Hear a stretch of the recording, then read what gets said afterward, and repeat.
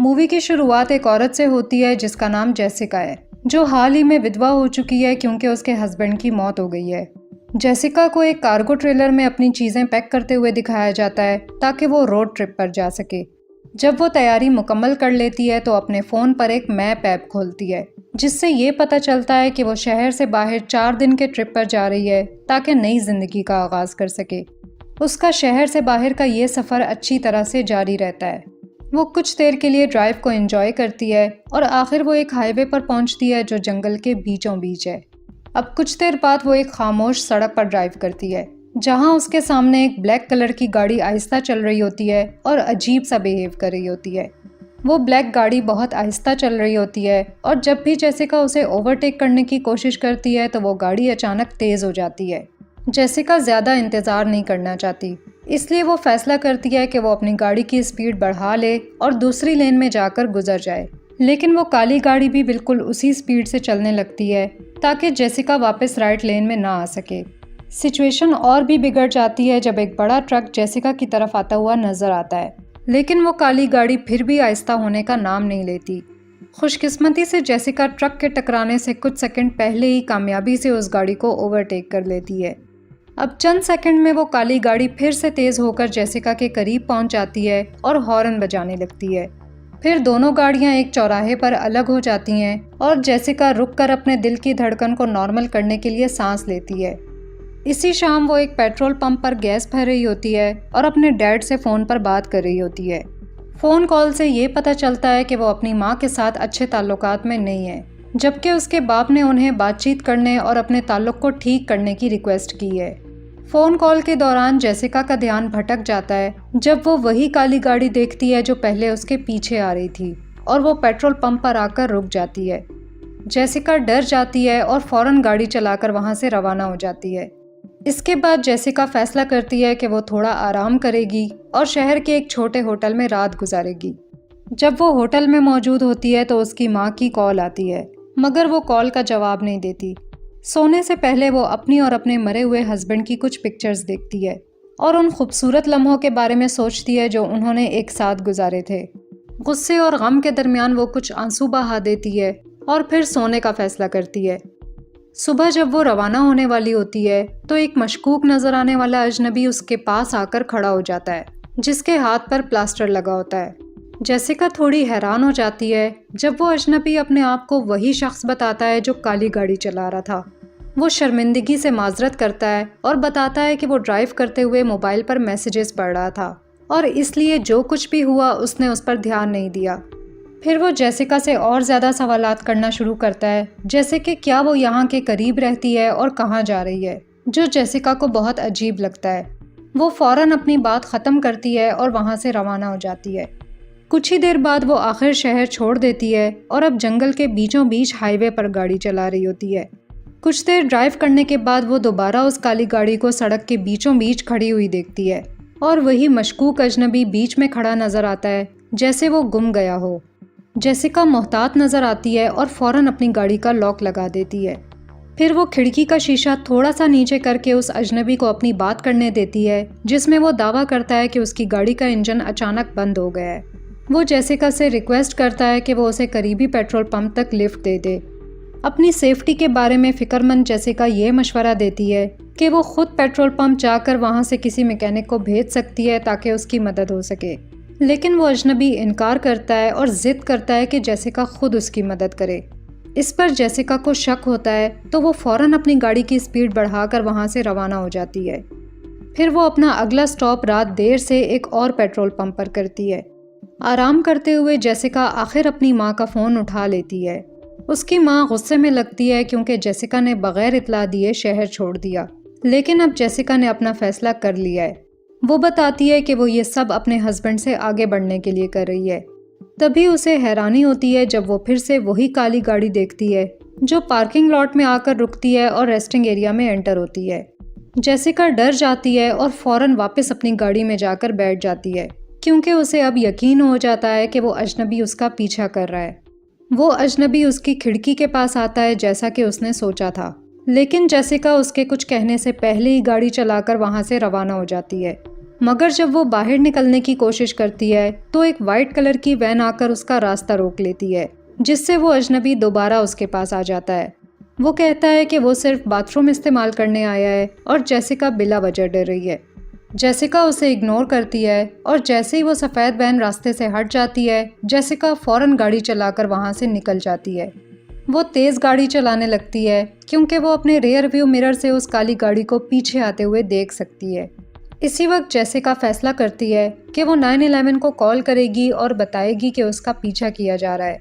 लेकिन जब ऑपरेटर उससे उसकी लोकेशन पूछता है तो वो थोड़ी मायूस हो जाती है क्योंकि उसे भी ठीक से नहीं पता कि वो कहाँ है। जेसिका और भी घबरा जाती है जब वो काली गाड़ी तेज़ी से उसके करीब आती है, लेकिन अचानक वो गाड़ी उसके सामने से गुजरकर अंधेरे में गायब हो जाती है, जिससे ये पता चलता है कि वो गाड़ी उस मशकूक अजनबी की नहीं थी। फिर जेसिका 911 को बताती है कि ये रिपोर्ट गलत थी और वो थोड़ी सी सुकून में आ जाती है। लेकिन इसी लम्हे अचानक उसकी गाड़ी का कंट्रोल उसके हाथ से निकल जाता है और गाड़ी किनारे की तरफ जाकर सड़क से उतर जाती है। जब वो बाहर जाकर देखती है तो उसे पता चलता है कि उसके कार्गो ट्रेलर का एक टायर फट चुका है।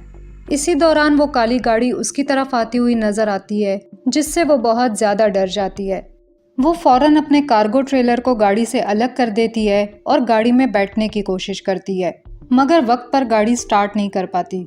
इस बार वो मशकूक अजनबी फैसला करता है कि अब ड्रामा करने का वक्त ख़त्म हो चुका है और फ़ौरन उसकी खिड़की तोड़ देता है।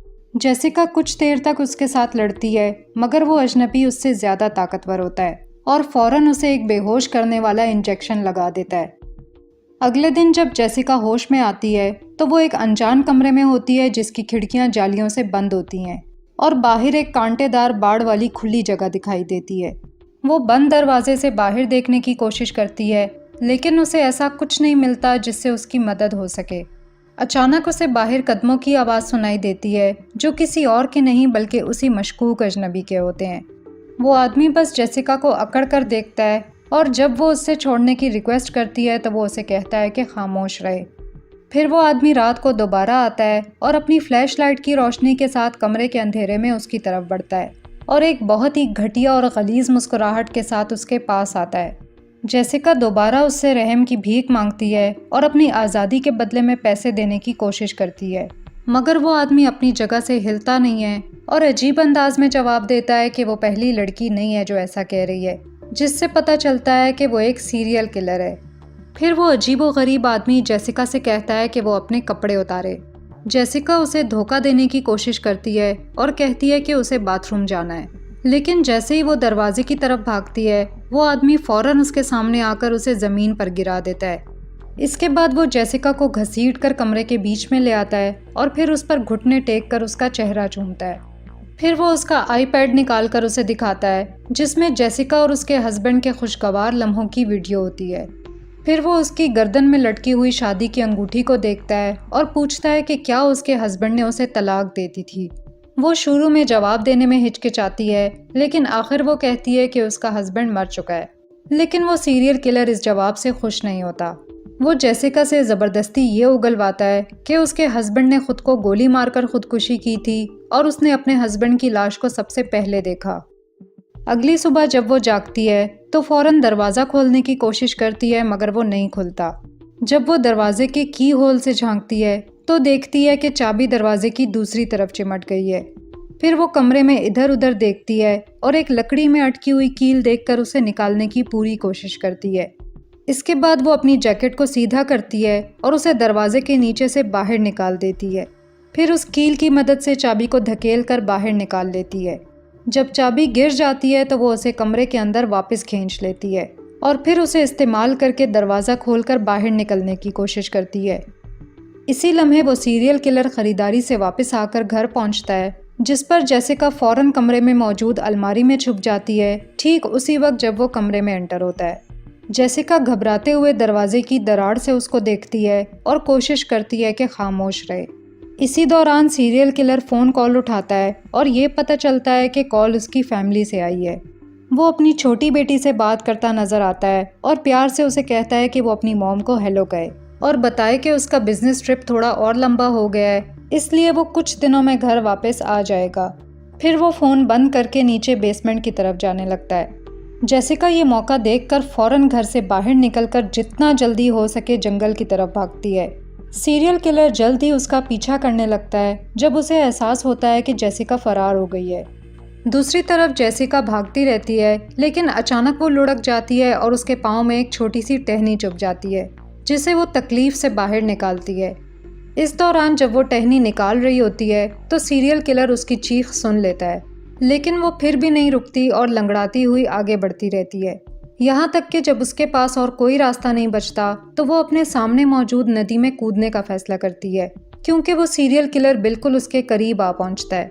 उसे पता है कि वो डूब सकती है, लेकिन जेसिका फैसला करती है कि वो पानी में छलांग लगाएगी और दरिया के बहाव से जंगल के दूसरे हिस्से की तरफ जाएगी। आखिर वो जिंदा बचकर बाहर निकल आती है।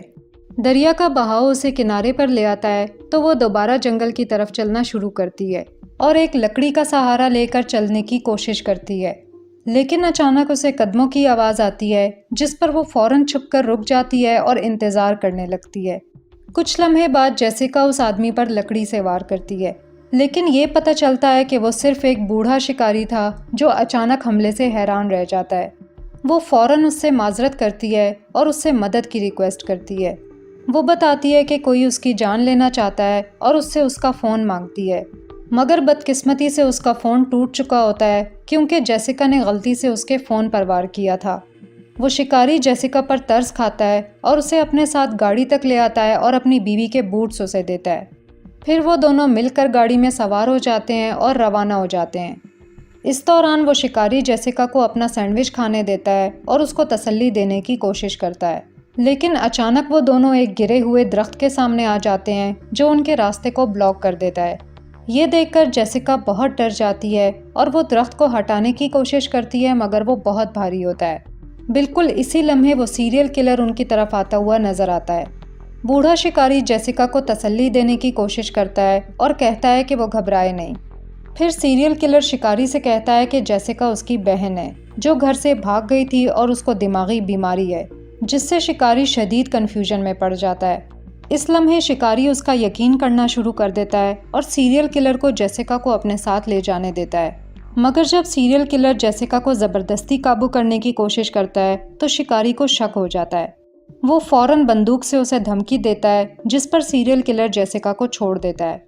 जेसिका जब जंगल की तरफ भागती है तो उलझा हुआ शिकारी सीरियल किलर से उसका फ़ोन मांगता है, क्योंकि अगर जेसिका वाकई उसकी बहन है तो पुलिस शायद उसके दावे को साबित कर सकती है। लेकिन सीरियल किलर बूढ़े शिकारी को बुरी तरह से पीटता है और उसकी बंदूक से उसको गोली मारकर कत्ल कर देता है। इसी वक्त जेसिका जंगल की गहराई में भागना शुरू कर देती है, जबकि सीरियल किलर अब गन लेकर उसे ढूंढने के लिए जंगल में घूम रहा होता है।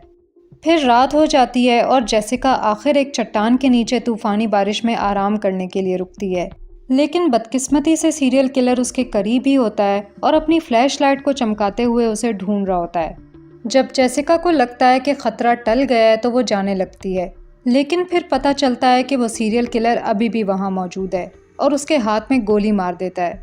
जेसिका फिर भी किसी तरह उसके सामने से बच निकलती है और दोबारा झाड़ियों के नीचे छुप जाती है, जबकि वो सीरियल किलर एक बार फिर उसे ढूंढता है। फिर वो सीरियल किलर जेसिका से बात करके उसे डराने लगता है। वो कहता है कि गोली की चोट के साथ उसके पास अब सिर्फ 2 घंटे हैं। अगर वो बाहर ना आई तो वो खून बहने से मर जाएगी। फिर वो उसे मशवरा देता है कि अब वो बाहर आकर उससे लड़ ले, क्योंकि उसके पास लड़ने की ताकत बाकी है। उसे और ज़्यादा तंग करने के लिए वो राइफ़ल नीचे रख देता है और कहता है कि वो अगले 1 मिनट तक आज़ाद है, अगर चाहे तो राइफ़ल उठाकर उससे लड़ सकती है। वो जेसिका को और ज़्यादा तंग करता रहता है, यहाँ तक कि उसके मरे हुए हस्बैंड का जिक्र करते हुए उसे कहता है कि उसका हस्बैंड भी बुज़दिल था, ताकि जेसिका के गुस्से को भड़का सके। जेसिका के बाहर ना आने का इंतज़ार करने के साथ साथ सीरियल किलर की बर्दाश्त ख़त्म हो जाती है और वो गुस्से में आकर चिल्लाता है कि वो उसे पकड़ने आ रहा है। लेकिन जेसिका राइफ़ल की तरफ नहीं बढ़ती, बल्कि इंतज़ार करती रहती है जब तक कि वो सीरियल किलर राइफ़ल उठाकर चला ना जाए। इसके बाद जेसिका छुपने से बाहर आती है और थोड़ी दूर चलती है। फिर थकन की वजह से वो एक दरख्त के नीचे सो जाती है। अगली सुबह जब वो जागती है तो देखती है कि वो अभी भी जंगल के बीच में है। फिर वो खुद को मुश्किल इलाके में चलने पर मजबूर करती है जब उसे एक गाड़ी की आवाज़ आती है। वो देख लेती है कि वो उसी सीरियल किलर की गाड़ी है। वो सीरियल किलर उस मुर्दा शिकारी की लाश निकालता है और उसे एक खोदी हुई कब्र में घसीटकर दफन कर देता है। जब वो लाश को दफन करने जाता है तो जेसिका चुपके से उसकी गाड़ी के करीब पहुंचती है और दरवाज़ा खोलने की कोशिश करती है। दरवाज़ा लॉक नहीं होता तो वो गाड़ी में बैठ जाती है और मदद के लिए कोई चीज़ ढूंढने लगती है। आखिर वो उसका फ़ोन ढूंढ लेती है। इसी दौरान सीरियल किलर लाश को दफन कर देता है, इसलिए जेसिका फ़ौरन गाड़ी के पिछले हिस्से में छुप जाती है। फिर वो सीरियल किलर दोबारा गाड़ी में आकर वापस ड्राइव करना शुरू कर देता है। वहाँ जेसिका को हथियार के तौर पर एक टायर रेंच मिलता है और वो फ़ौरन 911 पर कॉल करने लगती है, मगर वो कुछ भी साफ तौर पर नहीं कह पाती क्योंकि वो ज़्यादा ऊंचा नहीं बोल सकती। ज़्यादा वक्त नहीं गुजरता कि सीरियल किलर को ये महसूस होता है कि उसका फ़ोन गायब है। वो अपने इर्द गिर्द देखता है और जब उसे फ़ोन नहीं मिलता तो गाड़ी रोककर दोबारा ढूंढने लगता है। जेसिका को ये एहसास होता है कि सीरियल किलर उसे देखने वाला है, इसलिए वो फ़ौरन सामने आकर टायर रेंच से सीरियल किलर को मारना शुरू कर देती है। इसके बाद सीरियल किलर पागलों की तरह गाड़ी चलाता है और बार बार जेसिका को अपने चाकू से मारने की कोशिश करता है, लेकिन जेसिका उसके बाजू पर वार करती है जिससे वो चाकू छोड़ देता है। फिर जेसिका टायर रेंच से उसका गला घोंटती है और उसकी कलाई में चाकू घोंप देती है, जिससे वो गाड़ी का स्टीयरिंग व्हील काबू में नहीं रख पाता और दोनों एक खौफनाक एक्सीडेंट का शिकार हो जाते हैं। एक्सीडेंट के बाद जेसिका मलबे से बाहर निकलती है और अपनी धुंधली आंखों से एक हेलीकॉप्टर देखती है। हेलीकॉप्टर को देखकर उसे उम्मीद होती है और वो अपनी सारी ताकत लगाकर खड़ी हो जाती है और चलने लगती है, यहाँ तक कि वो एक खुली जगह तक पहुँच जाती है। दूसरी तरफ एक्सीडेंट की जगह पर हम देखते हैं कि वो सीरियल किलर अभी तक जिंदा है। जेसिका के पास अभी भी उसका फ़ोन मौजूद होता है और वो फैसला करती है कि उसकी बीवी को कॉल करे ताकि वो उसे ये बता सके कि उसका हस्बैंड किसी बिजनेस ट्रिप पर नहीं है बल्कि वो एक सीरियल किलर है।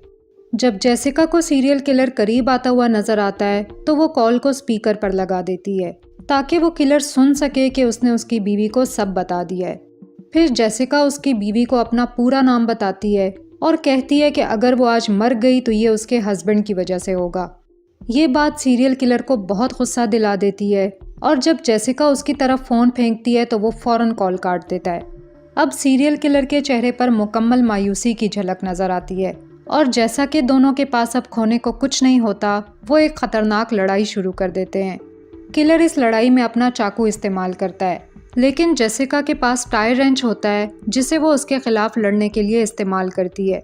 जेसिका टायर रेंच से कई ज़ोरदार वार लगाने में कामयाब हो जाती है और आखिर उसके बाजू पर लगे हुए ज़ख्म को काट लेती है। वो चाकू को उसके पेट में गहराई तक घोंप देती है जिससे वो नीचे गिरकर बेबस हो जाता है। जब उसे यकीन हो जाता है कि उसके अंदर मज़ीद ताकत नहीं रही तो थकन से चूर होकर वो भी ज़मीन पर गिर पड़ती है। जेसिका की आंखों में सुकून की झलक नज़र आती है जब वो सीरियल किलर को मरते हुए देखती है। आखिर हेलीकॉप्टर उसे ढूंढ लेता है और उसे उठाने के लिए नीचे आ जाता है और यहाँ मूवी ख़त्म हो जाती है। वीडियो पसंद आई हो तो लाइक ज़रूर करें और ऐसे ही मूवी रिकैप्स देखने के लिए चैनल को सब्सक्राइब करें। Thanks for watching.